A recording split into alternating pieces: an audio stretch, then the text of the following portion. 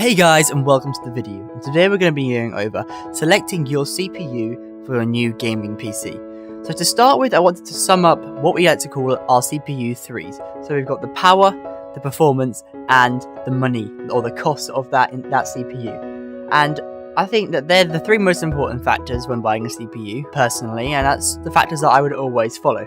To start with, we're going with a normal CPU or a gaming CPU. Well, since this is a gaming channel, I'm going to be going over a more in-depth into gaming CPUs and what kind of CPUs we'd want for gaming. So to start with, we're looking at items like AMD's black versions of all their CPUs, which are unlocked CPUs, meaning you can overclock them to higher values. However, as I will point out now, overclocking is only for people who are more experienced with computers. However, I will be releasing and showing you later on in this series how I overclocked my Asus motherboard. However, it will be different on different BIOS settings, and I would make the recommendation that unless you really know what you're doing, you don't overclock a CPU without a full guide or without learning from somebody else. Now, I just wanted to go for 1 second into what is a bit of overclocking and how and what it's used. So basically, overclocking is techniques used to push the frequency of a CPU beyond its operational parameters, including voltage, heat, and all the rest of the operational parameters. The thing about overclocking is that it produces more heat, more temperature, and therefore needs more fans for cooling and other ideas to make it easier to keep your CPU at a good temperature. That's why I don't recommend overclocking for a new gamer. So nowadays, we only have more than one core CPUs. We don't have single core CPUs like we used to, because almost every product relies on a multi-core functionality in a CPU to help run multiple threads to make it work faster. Now, as you can see, however, for single-threaded workers, both AMD and Intel have their Turbo Boost, which is from Intel, and the Turbo Core, which is from AMD, to help boost those single-thread processors.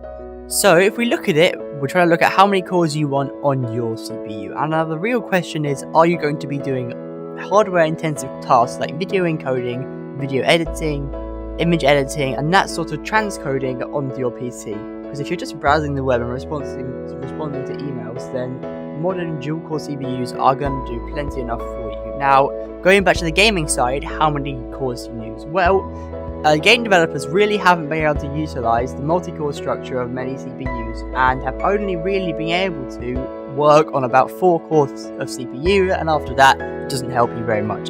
That's why Intel has focused and streamlined their 4-core design and increased their per clock per core productivity, which makes it better. Now, on the other hand, AMD, which has been unable for a time to match Intel's per clock performance, they added more processors or more cores to their CPUs to make it better, and they did it for less money, which is how they matched Intel. Finally, coming back in 2013, just wanted to go into this bit of history, that AMD brought up and came back into competitive gaming circles with a big bump to clock frequency on things like the AMD Sempron and the AMD Athlon, which were very good CPUs. When gaming, one of the most important things for many people is the power consumption and acoustics of the CPU, or of the system they're using. Now, if you think about it, a higher CPU power or a higher, more energy-producing, power-consuming CPU generates more heat. More heat means you need more fans to get the same power out, which is why you have to balance power with your output. And if you really want to go for a very, very, very powerful CPU, you really need to either get water cooling or some extensive fan cooling, as I will explain what I've done to my PC to allow me to overclock it in the next video. However, the latest generations of low consumption CPUs, or low energy CPUs, from Intel and AMD have done very well in increasing the performance per watt used of power, and this makes it a lot better and easier to do, even including Intel's S-series variation on the i7 and i5 core CPUs, which reduce heat inside high-performance machines. Now, once you guys know what sort of CPU you want, what sort of power you need in your CPU, we need to work on finding a CPU for you. To know how many cores you'll need, if you're just gaming, I'd say 4. If you are doing anything else or anything more than just gaming, like including transcoding videos or maybe even streaming, I'd recommend to get 6 to 8 core CPU, as it helps a lot.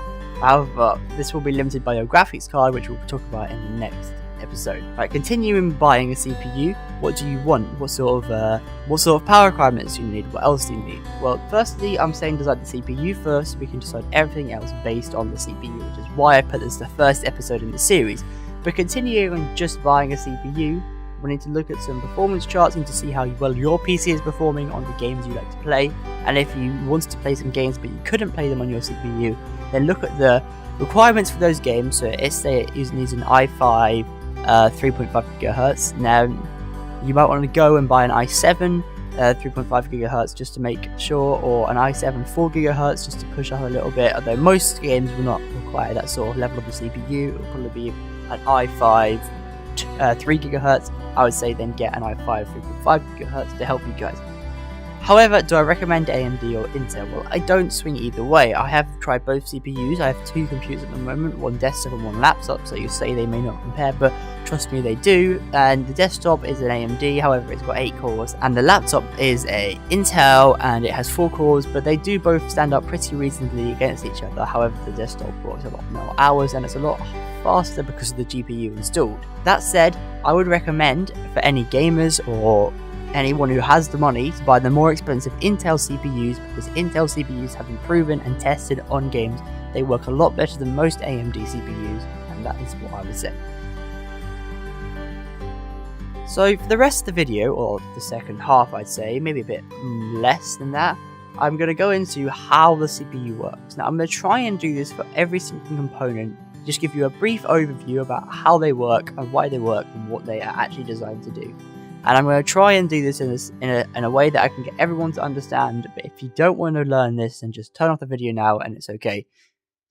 Right, so let's start with, we have a very, very basic cycle, or a CPU cycle. It's known as the input, process, output cycle, and if you really want to, it includes a storage device which you put the output to and take the input from the storage device, which is the command runner. The CPU is made of two parts, the ALU, or the arithmetic logic unit, and the CU, or the control unit, which controls.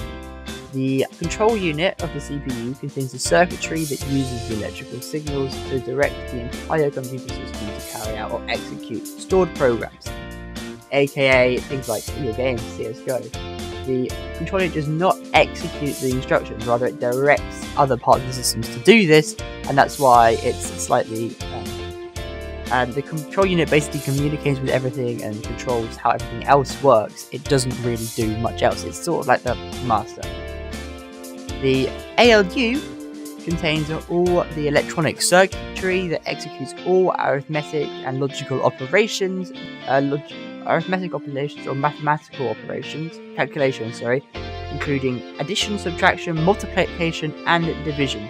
And as the name implies, the arithmetic/logic unit, or ALU, also performs logical operations. A logical operation includes a comparison between two variables, or it can compare letters, numbers, and special characters. The computer can then take action based on these. However, it always does it binary, which I just wanted to mention, even though you should know this. So let's get the three. I'm going to give you three logical operators now. We have the logical operators of equal to, less than, or greater than, and these are all conditions that you can test against. I just wanted to go quickly into how a CPU executes memory or computer instructions. So let's take the memory, for example, which is the RAM currently, and the RAM stores the current program running and some of all the information about it, including the data it stores, what functions it wants to run next, and this is all in the RAM memory.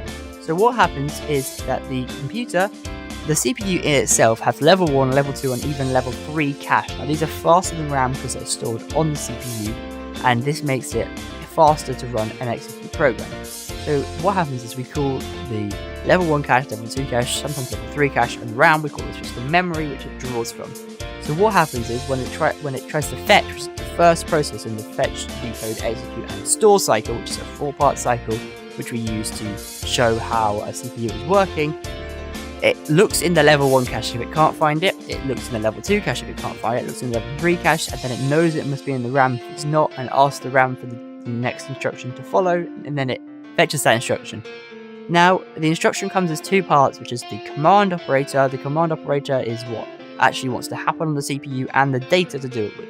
The CPU then decodes these, so splits them apart, to do the calculation on it, knows which part is which. The third step is it actually executes the command. Let's say that 0110 is add, and then it gets 2 8-bit binary numbers, so 0010 and 0100. That's not even binary. 4-bit binary numbers, nibbles, and puts them together will be 0110, and it just knows that each like it just knows to take the first 4 as the command and the second the rest of it as a not command.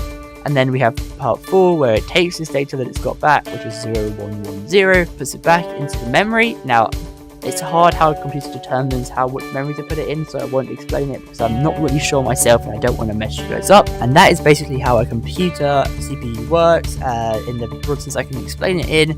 I might do a series later where I go more in depth into how CPUs work or all the components work. Now again, I wanted to thank you guys for watching so much. It's been a great time. I literally spent so many hours working on my videos now, and I don't want to make that sort of, I made so many hours on my videos, please love me. I just wanted to say that I've actually just enjoyed this, even though I really haven't grown very much, and this is my second video, I know, but I've just enjoyed the experience so much already, and I just want to keep making these videos for you guys.